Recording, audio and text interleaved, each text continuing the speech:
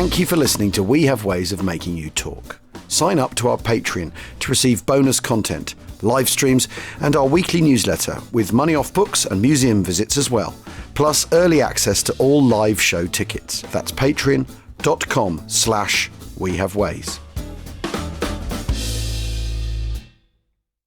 We off? 30 seconds of carefree bliss. Oof, like wind in your hair carefree. Oh, like using Clorox disinfecting all-purpose cleaner in the home carefree. Yes.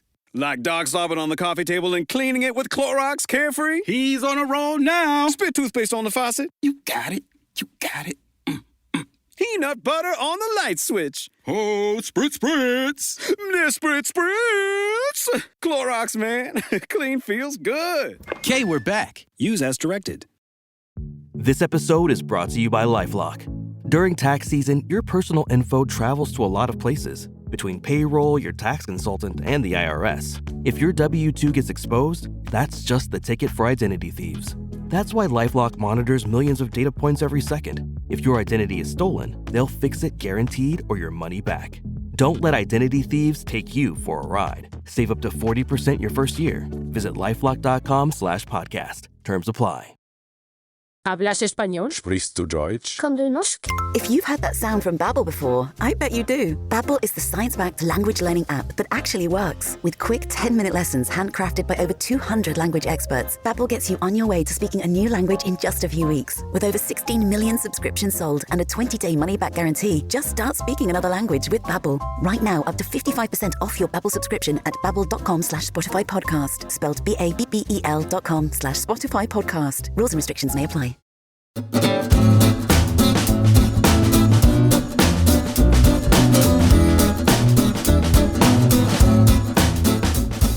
Achtung, welcome to We Have Ways of Making You Talk, the Second World War podcast of choice for those who have chosen this particular Second World War podcast. With me, Al Murray, and James Holland. How you doing, Jim? Yeah, I'm good. I'm good, thank you. My trapped nerve is incrementally improving. Great, excellent. Not as fast as I want. Right. Okay. Well, I'm seeing a movement in the right direction. That's basically the lesson of this podcast. Is if we're looking at the Second World War, nothing quite happens at the pace you hope it does. But eventually, it comes right. So yeah, it's not all over by Christmas. It's the Allied progress. Absolutely, but you're looking very smug. Well, yes, and I wonder why. Well, because I've been down to Brompton Barracks to see my friends at the Royal Engineers at Corps Headquarters at the tailors there, and I've been kitted out in my honorary colonel's kit. And I've got to say, you immediately sent me a picture, and you looked magnificent. I can't take it away from you. You really looked very, very good. It's hard not. It became you. It's hard not to look sharp in it. I mean, I think I challenge anyone to look tatty in that. And it's the tailors is great because it's row upon row of, because it's a thrift shop as well. So because those red jackets, they get recycled. So it's row upon row of different dress uniforms, and it's the red waistcoat with the cutout chest and the very high trousers. Yeah. Oh, so a red jacket and yes. I mean, blue, I mean, to be fair, you had pins to die for. I know. The legs do look good, and you're wearing spurs as well. And Tanya, the tailor there, she said the spurs look great, but they're real trouble going downstairs. Well, you can imagine. Well, and immediately I pictured myself going, oh God, having gone up some stairs and then thinking, oh shit, how am I ever going to get down? Yeah. But no, it was very exciting. Funny. And then I went to the sapper shop as well, which was you were sucked in there. I managed to only spend £40 on sapper tools. I was going to say £37.50. Let me just check. I think you're right. Well, so I got mugs, a watch strap. £39.50. Okay, but you can never have enough mugs. I mean, Rachel always says, yes, you can. There's too many, but I don't think you can. She's quite wrong about that. I'm enjoying my Bastogne mug, I don't mind saying. There's Sapper Monopoly. I mean, doubtless one of them's a Bailey Bridge or something. I mean, on average. Yeah. Anyway, you just stop it. I've got enough. I've just got to leave now. Well, that's exactly what I said. I said, I must leave now or something's going to go horribly wrong. But it's very nice. So I managed to find the thing I've been looking for. My Ingram, my father used to wear an old khaki drill, like jungle hat, like the one I've got, right? The hot weather hat, the khaki hat. And he lost it sailing once. It blew off the boat and went in the sea. And he never saw it again. And it had a little stripe of ribbon on it that had the claret and the dark blue. Yeah. And I managed to find that ribbon today at the shop. So I'm gonna cook him up a hat, I think. That's very nice. Which I'm quite pleased about that because they did actually have the ribbon because I tried to find it on the internet and it had failed. So you can get them, you can still get those hats easily enough. Yeah. Well, yes, Soldier Fortune do them. Yeah, exactly. K Canvas make them, or Soldier Fortune. So a fun morning zipping over there, and I've got to go back for when they put the red stripes on the trousers, and that's when it's complete. I've got I got the grenades and the pips and everything, and then it's done. Yeah, amazing. And then what do? You keep it in a bag so the moths don't get at it. Yeah, exactly. Keep it in a bag. That was told very, very much to keep it in a bag so the moths don't get in it. Whatever you do, and I'll wear it once, twice a year for core dinners, and guest dinners, and all that sort of thing. It's probably enough, to be fair, but Yeah. And the other thing, of course, is when you're wearing kit like that, there's no slouching of the shoulders, is there? No. You stand a bit taller, shoulders back, lovely boy, all that kind of stuff. Yes, I'm very, very. I mean, I have to say, I am pleased as punch, and it's going to be lots of fun. Well, I've always loved my jackets. And my battle dress collection, etc. But it has been really, really good fun over the last few months trying to get this Avery Industries idea off the ground. The first one we're doing, the M1941, field jacket, Arctic. It looks really good. It does. It looks very, very sharp. It does look sharp. And what I really like about it is because reenactment shops, they don't really do it. There's one called At the Front in America that occasionally has these for sale, but not really. And they're not 100% accurate by any stretch of imagination. Whereas our one, I've got to say, is the attention to detail is really, really amazing. So we couldn't find the right buttons. So we've had them specially made. But when they come, they're not the right colour. So you then have to dye them the right colour. Oh, man. So now they're absolutely perfect, and even the kind of the stitching on the zip, it's kind of done the right way. And the great thing is all this stuff we've kind of we have sourced locally, or within the UK. That I think is truly amazing because supposedly it's impossible to make stuff in this country, isn't it? That's what we keep telling ourselves. I had such a funny lunch talking about all that. Really? We had the hopeful vision, and then we had the realistic, pessimistic, more realistic vision. But anyway, I won't get divulged by that. But it's been absolutely amazing to do it, and even the cinches. So the M1941, field jacket, Arctic has little cinches on the cuffs and also at the sides on the waist, and we couldn't quite get it right. So we've had those cinches made. Amazing.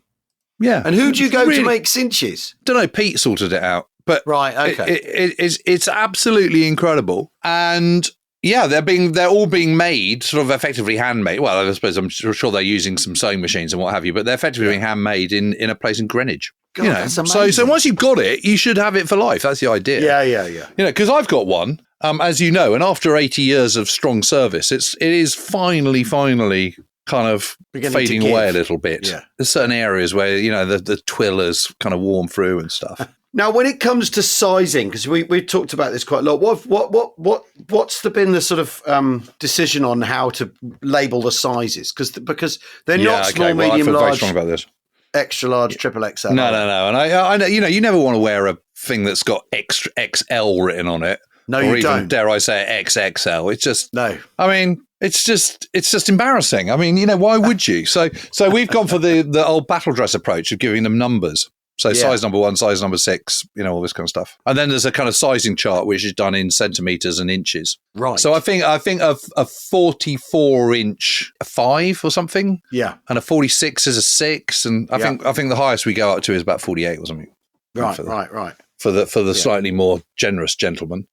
Again, the label on it is the kind of right kind of cloth. It's that kind of slightly linen-y kind of cloth. And that's how they would have registered the sizes back in the day, isn't it? No one was triple XL back then anyway. No one was. That's part of the thing, isn't it? It's the sizes have to accommodate modern people now, don't they? Rather than little wiry guys from the middle of nowhere. Well, it's interesting actually because we were we were up in town a couple of weeks ago, and we went to that exhibition at Tate Britain of 80s photographs. Yeah. So one thing you really try is just how thin everyone is. And I suppose it's because they all smoke. They all smoke. And if they're working in a factory, they're on their feet all day and they're burning the calories. And not so much central heating, which makes you feel more sedate. So so you're not burning so many calories by being cold. Yeah. The best diet, just sit in a cold room. Anyway, so obviously that's why they're all like that in the war. But we wore the Arctic jacket. We took a couple out, didn't we, to the Ardennes? And I know it's the Arctic. But I mean, it's not suitable for the Arctic. It's not really. I mean, I wouldn't recommend it to anyone who's making any trips to the North Pole soon. No, it's or Svalbard or anywhere like that. It's a chilly item, and I think what's quite interesting is that, and what I love about it is it's got a short zip on it, because zips were short then. Zips were new, so zips were short. It's got the buttons as well, obviously. It's got a zip and buttons. Yeah, exactly. And you could argue that kind of one of those features isn't necessary, but it looks really cool. No, it's very, very cool. It's very, very, very cool. And so we took one out and wore it in the cold, and it looked great rather than necessarily offering protection of the elements. At no point is the suggestion that Avery are making practical items. The idea is that they're beautiful. And they're beautiful, long-lasting, and when you put it on, you're putting on a little bit of history. Yeah. There we are. So we're only making 531 of this particular model, and that's because the US 3rd Infantry Division, which is one of the units that received these jackets, albeit in comparatively limited numbers, had 531 days in combat. Amazing. Yeah, that's very really cool. good. And they were the unit that captured Berchtesgaden. It wasn't the 101st. It wasn't the French.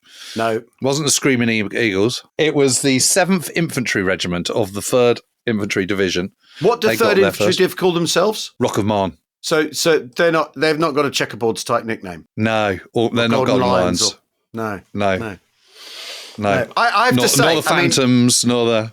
I have to say, and we'll talk about this in the Battle of the Bulge stuff. The US Army is not kind to people doing podcasts about campaigns in which they take part.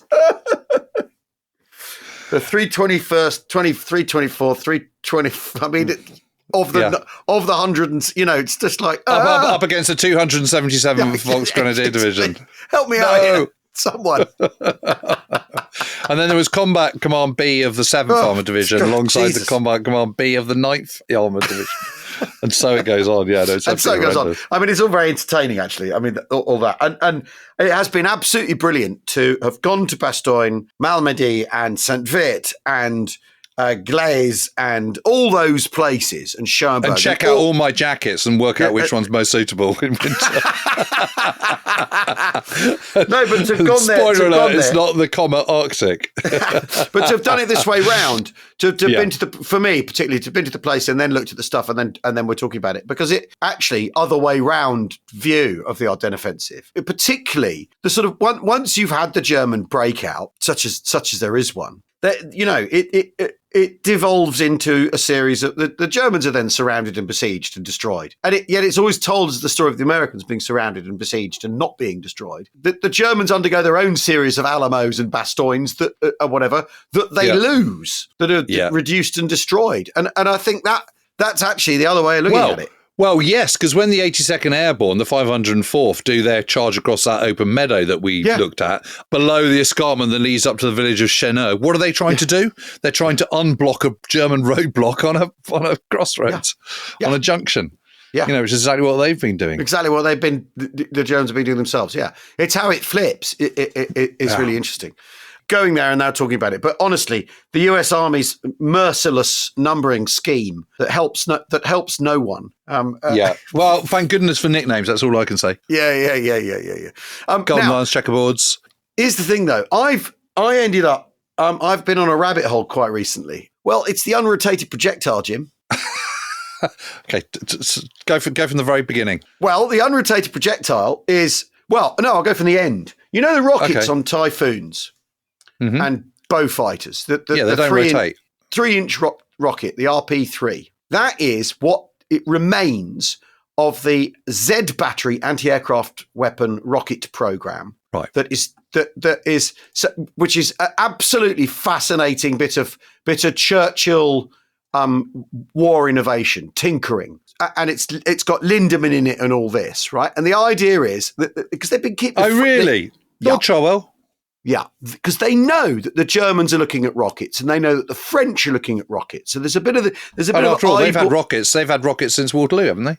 Exactly. Well, exactly. Yeah, rockets aren't new. You know, the White House is burned down with rockets in the War of 1812. But basically, they're looking at rockets as the director of ballistics, a guy called Alwyn Crowe, is looking at rockets in the 30s. How you get the cordite into the tube and all this sort of thing. And he recommends in the 30s, you know, that rockets should become like a viable way of looking at air defence. And Churchill, when he goes back to the Admiralty, jumps straight on it. He's going to be all over it like a rash, isn't he? Because he loves the novelty, right? And it's so interesting. And so they're working, and they end up with a 2-inch and a 3-inch rocket. There's a 5-inch rocket as well.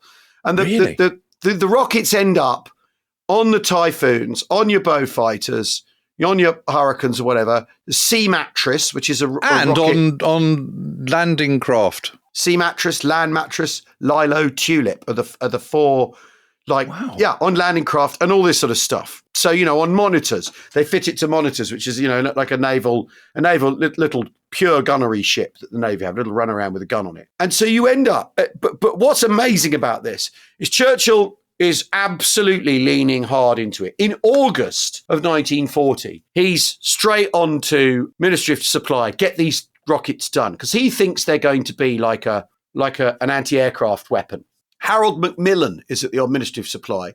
He's a junior minister at Ministry of Supply, and he writes, there's constant pressure from number 10 on the rocket and the proximity fuse to go with it. Yes. And that Crowe's activities are a mixture of a mingled source of excitement and anxiety because they're spending so much money on this. Churchill increases his order from the Air Ministry for defending naval bases from 100,000 to 1 million in March 1940. Brilliant. They fit rocket batteries on HMS Hood. In 1941, they've got the rockets are nearly ready, but they're not ready for the Blitz. So the Blitz passes. In 1942, they built 2.4 million rockets, right? Wow. They built a factory in Bishopston in Scotland specifically to build the projectile, the RP. They're called that unrotated, because the idea is they're not rotating. It's to disguise the fact they're rockets. They're called the unrotated projectile, right? Oh, right. Okay. Yeah. Duncan Sandys is put in charge of... yes. Yeah, who's he? Son-in-law of Churchill, of course. Churchill's son-in-law, right? Infamously 1957 white paper that gets rid of the Ferry Delta II, the bastard. Right. Oh, because he's mad about rockets. Of course, he's ground to air. So not, over 2 years, air to ground. The development of this rocket. There's a book an angry book in the 60s about it. This is all David Edgerton's really, really good on this, right? Pyle, obviously, as in General Sir Frederick, stays out of it. Doesn't rate the rockets. He's for those who don't know, he's a officer commanding anti-aircraft. Yeah, command. And he stays out of it. He thinks this isn't going to work, but I'm staying out of it. It's not worth my getting involved in this argument, right? But it turns out they're a dud. To win the war, you have to keep out of the odd battle. They turn out to be a dud. They don't work. Yeah. There's a proximity fuse developed for it. It doesn't work. And they developed 3 proximity fuses, none of which work. Why don't they? They just don't. They just don't. They can't get them to work. And eventually it's the American proximity fuse made by MIT Radiation Lab, and then one designed by Bell Telephone Company in the US that come online and are used. Is that the one that works? And is that the one they're using in the Bulge? That's the one they're using in the Bulge. The British try several. There's a photoelectric fuse, an acoustic one. None of them work. And then, gun-laying radar takes over. And they just realise they spent, there's this angry book in the 60s written about it. They spend between 30 million and 160 million quid. It involves 87,000 tons of steel and 4 times more cordite than needed for the 3.7-inch anti-aircraft artillery rounds that it would be. Yeah, but if it worked. They've got all these rockets, so they repurpose them. Okay, so it's not a waste of money then, is it? I know, but it's just one of those absolutely extraordinary things where Churchill's going, this is the solution, I must have my rockets. And they don't work. So they figure out to the enemy. Exactly. So you end up with the British then end up supplying the rockets to the Americans. Like anyone who wants them. anyone who wants them. Yeah, we got some rockets. Yeah, you can have them. Exactly. So you have land mattress, which is The a land multiple mattress. which is basically like a Katyusha, Yeah. Stalin's organs. And, Yes. and the Canadians and the British are using that in 1944. The sea mattress is like a 5-inch rocket version. Right. Macmillan did in a bit of arse covering goes, well, it turns out Churchill was right. He was right to back this project because it turns out we got an effective weapon out of it. Well, they have all these LCT open bracket R close bracket. Yeah, exactly. They have them at Salerno even. I mean, I know. they're absolutely awesome. Yeah, and and each of these each of these LCTs are adapted to fire rockets. They can fire between 972 and 1,044 rockets. Yeah, that's a heck of a lot. Land mattress fires the land mattress. What a brilliant name! And that's like a thing on a trailer with 20 tubes, each with a rocket in. You fire that and then reload it. They also called it the stickleback. Yeah, it's also just known as the mattress, open bracket, rocket, close bracket. Operational range of 8,000 yards. Okay, sounds pretty good. What I love about this, though, is it's absolutely amazing. It's an accident that yes, they've got this absolutely incredible record. So it's a bit like a Nebelwerfer. Yeah, it's a lot the like mattress. It's but a lot smaller like warheads than a Nebelwerfer. Yeah, but more of them, and less fog and a bit more explosion. I wonder if they moaned. Do they moan like the moaning meanies? No, I don't think. I think they just go whoosh bang, don't they? Do you know what? I've just never even heard of the mattress until you've just mentioned it now. And obviously, immediately looked it up on our good friend. And you also end up with them putting the 3-inch rockets on tanks, on Shermans. So Guards Armoured, by the end of the war, they've all got, once they start pepper potting and all that, in the sort of last phase of the land war in Europe, you see Shermans. So crossing the Rhine, that kind of thing? Yeah. So you see a Sherman with this rocket on its turret. Yes. I've seen that. They had those in the Guards Armoured. Exactly. A brace of rockets on the turret. And that's for... That's just amazing, isn't it? Beef things up. Originally developed by Lieutenant Colonel Michael Wardell. What, the land mattress? Yeah. Absolutely brilliant. It's so cool, fantastic, isn't it? I mean, talk about, it's amazing the weaponry that was developed in that time. I was just sort of thinking again, because I might be doing an Audible thing on Dunkirk. Dunkirk just, compared to those sort of mosquitoes hurtling over at kind of 0 feet at 400 plus miles an hour towards Copenhagen in March 1945, or compared to the land mattress. It seems so antiquated 1940, doesn't it? The uniforms, because the fact a lot of them aren't in battle dress, are they? They're still in sort of First World War style tunics. There's enough of that to really show you it's the leftover of, or that it's round 2 of that war. It is very odd, and it does seem. But you think, the jump in everything. And in the just incredible, isn't it? The speed of the development. You go from kind of, the Hawker Hurricane to the Tempest in, 2 years? Yeah. I mean, crikey. Well, you can't do anything in 2 years these days. No. Well, Gloucester, the Gladiator. These days. To the Meteor. Land mattress. I'm a big fan of the land mattress. Yeah, me too. It's my new favourite thing. Shall we take a quick break? Yes, why not?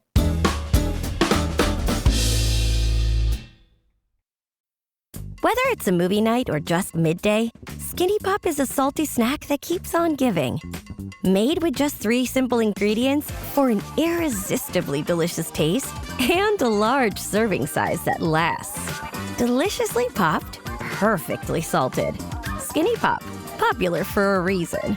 Shop Skinny Pop now. This episode is brought to you by Rakuten. If you're shopping while working, eating, or even listening to this podcast, then you know and love the thrill of the hunt. But are you getting the thrill of the best deals? Rakuten shoppers do. They get the brands they love with the most savings and cash back. And you can get it too. Start getting cash back at your favorite stores like Samsung, Expedia, and Sephora.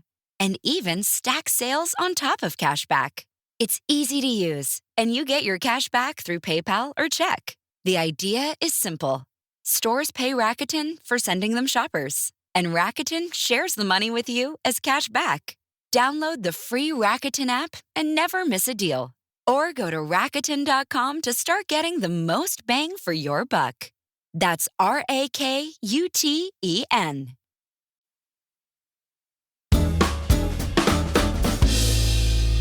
Welcome back to Weird Ways to Make You Talk with me. I'm Murray and James Holland. That's the land mattress dealt with. There it is, a thing lurking in the history that you didn't know about. And now... as we've always said, it is a massive, massive subject, and it's an inexhaustible subject. You can't get to grips with World War II just like that.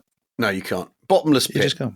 Bottomless pit. Absolutely bottomless pit. So what I was thinking about, so someone asked me literally just the other day, saying, because they were reflecting on the Auschwitz stuff we've been doing and the fact it was the 80th, and, I was out there last week or whenever.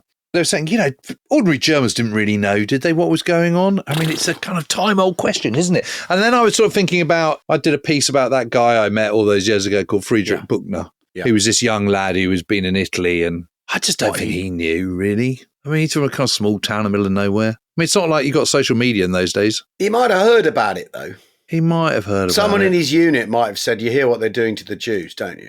Yeah, and then I've been listening on audiobook for the last week or so. I've been listening to Prague Fatale by Philip Kerr, which is the first one I read. I absolutely loved it. I couldn't remember much about it apart from the fact that I loved it. And so I've been listening to the audiobook, and the audiobook's rather nice of those because the guy who reads it is American, and he does Bernie Gunter in the voice of kind of Philip Marlowe. Great. But everyone else is done in German accents. So Heydrich has got, because Heydrich had a slightly high voice, a bit like Goering. It's like, so, Gunther, what do you make of that then? He goes, well, I don't know that I care for it, General. And it's all this kind of stuff. And it really? Shouldn't work, but it does. And it's really brilliant. And, there's lots of references to what's going on out east. And the implication is that everyone's in the know. You see, But how can? But then, how can you be a part of this totally despicable thing? Because you're fine with it. But when we talked to Rob Rinder, and I said, there's an element of this that is kind of is mysterious. He said, well, what do you mean? No, you're wrong. But you do end up saying, how can anyone be fine with this? You do end up. You have to ask that question. I mean, the other thing that I've been pondering on, how could this country with its great culture and its great science find itself in this position? Sometimes I think how that's couched is, see, you don't need people who like the opera are wrong uns, right? That culture is that high culture counts for nothing, so don't bother with high culture. I sometimes think there's a sort of in British culture, it's not an anti-intellectual thing, but it's finding high culture sort of ridiculous and absurd. And I've been to Cambodia a lot, right? Where they had their genocide, they had their revolution, because if you take the Nazis at their word, it's a revolution. They're tearing up the rule book, they're rewriting, they're trying to create a new society and a new world and everything. Yeah, and that's what Pol Pot was doing, wasn't it? Well, exactly. And he was doing it after the disaster of the American bombing on the Cambodian-Vietnamese border. Hundreds of thousands of people killed in the bombing. Viet Cong were going through Cambodia, going round the border, going round the DMZ and using Cambodia as a thoroughfare. So the Americans bombed it. They killed hundreds of thousands of people. Cambodia falls into disaster as a result of this war. So Cambodian society, which isn't interested in the opera, it has its own high culture, if you want, but it's post-colonial.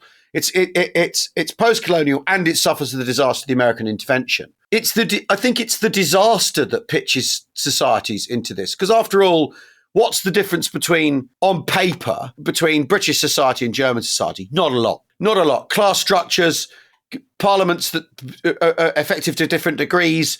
And it's the fact that the Germans lose the First World War, Britain wins the First World War, is maybe the reason it doesn't happen here. So much of what informs Say Steel Not Flesh, which is a thing we've talked about an awful lot on the podcast, so much of that, there's an argument that that's actually a conservative party way of approaching fighting the war, because if you put the population through it like you did in the First World War, you run the risk of revolution. The Russians had one, the Germans had one, the Italians have had one. I don't doubt that at all. I think that's all. It's saying we can't have another loss of generation like we did in 14 to 18. But how much do you how sympathetic do you feel to ordinary Germans, or how do you or do you think? Not much. I mean, well, okay, so that's really interesting, isn't it? Because I think my dial has slightly changed after all the Auschwitz stuff. They must. The officers, they must all know. They must have all heard about what's going east. There's just, IG Farben, the military-industrial complex of Germany. Everyone knows. Well, Everyone okay, so I was talking to Walt last night, Guy Walters.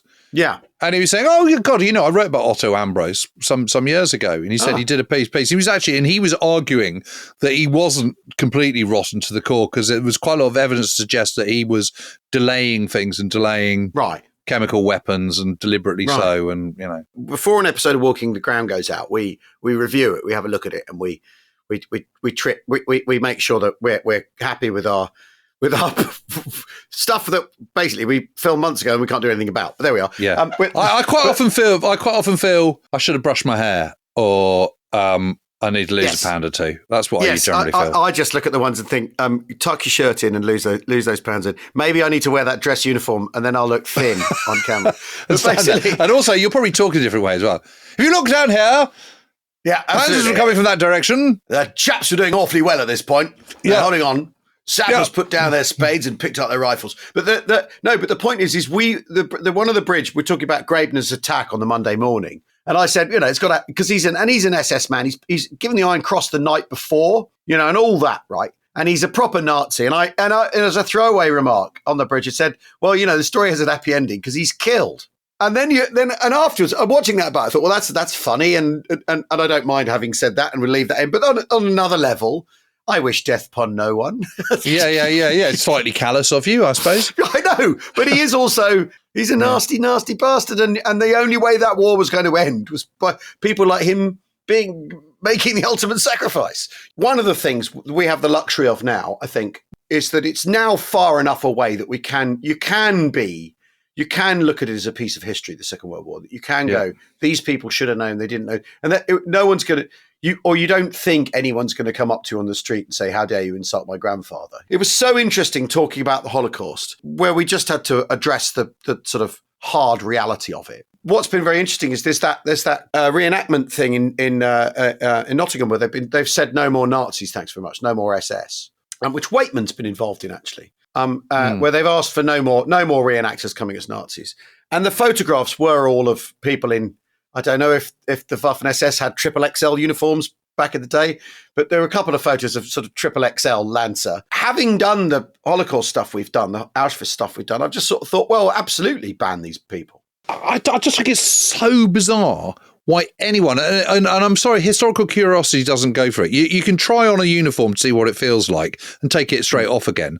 That's experiential. But wandering around for a whole weekend looking like a German soldier, even an ordinary Wehrmacht German soldier, where you are wearing the insignia of the swastika, was pushing forward the Holocaust. How you could possibly do that? Expect people to think you're a reasonable person. I just think it's utterly bizarre. But they got, some of the kind of comments around it. That's they're trying to whitewash history. In what sense? Is that whitewashing? No one's whitewashing history. That's whitewashing.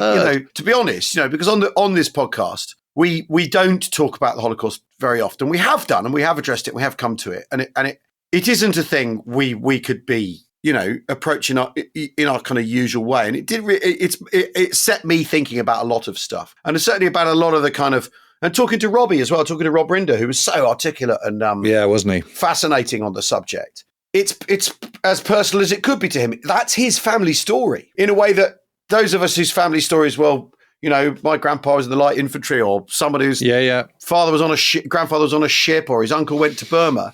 His family story is what happened there, which is, and I think the thing that we came round to again several times in those podcasts is that this is a core war aim, and there ain't no getting away from that.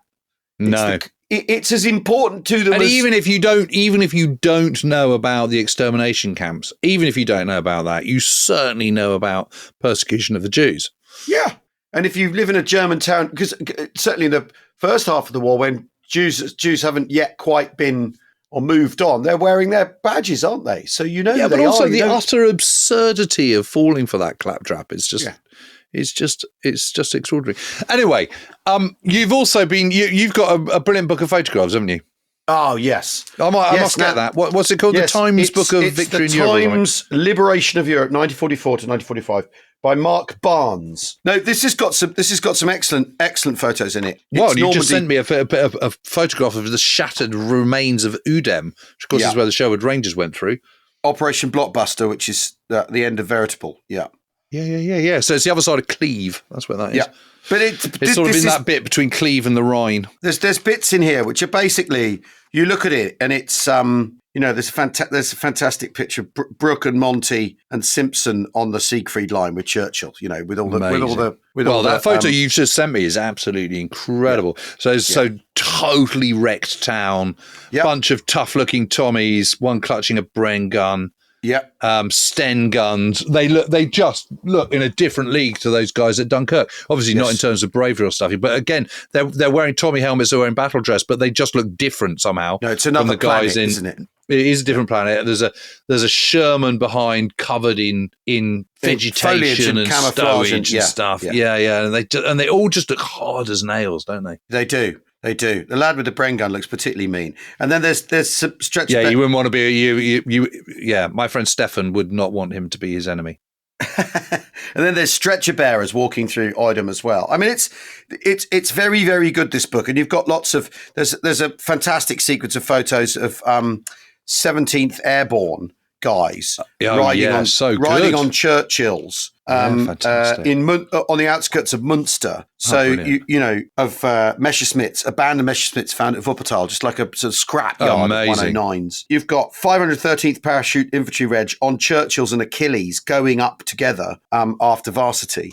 The Churchill called Bandit, which is such a great picture. This with these GIs, and they got the field dressings on their helmets. Yeah.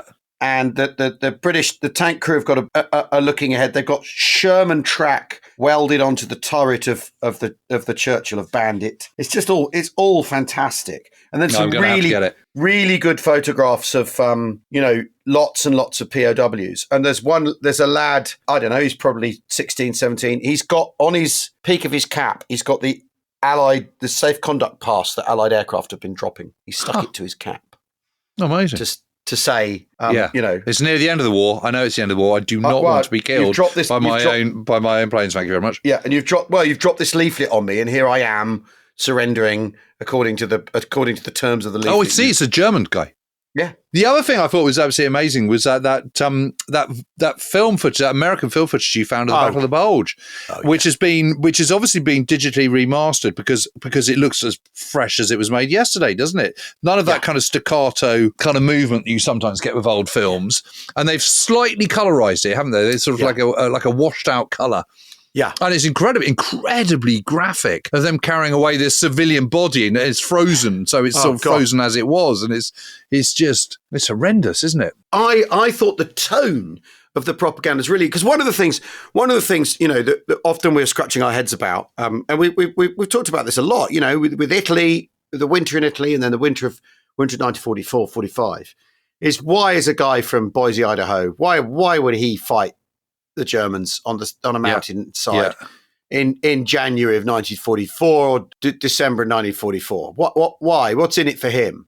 And a big part of that propaganda of that American film is basically, Malmedy is really, really important to the US Army in fighting the Battle of Bulge, isn't it? Because that's the one piece of news that goes out immediately that passes the censors or bypasses the censors kind of straight away. As soon as it happens, and if you're an American GI and you've heard about that, you're going to fight, aren't you?